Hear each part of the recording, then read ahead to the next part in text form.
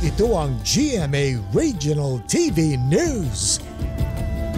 Mainit na balita mula sa Visayas at Mindanao, hatid ng GMA Regional TV. Sugatan ng isang babaeng guro matapos barili ng kanyang mister sa isang paaralan sa Tanawan, Leyte.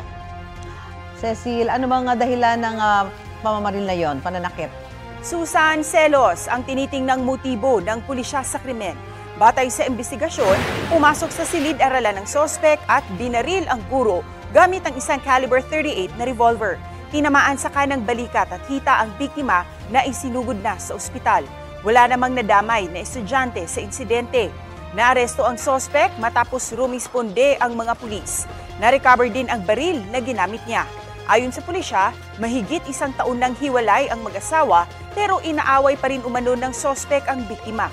Ligtas na ang biktima at nagpapagaling sa ospital. Posibleng maharap sa kasong first-rated parricide ang sospek. Sinusubukan pa siyang punan ng pahayag.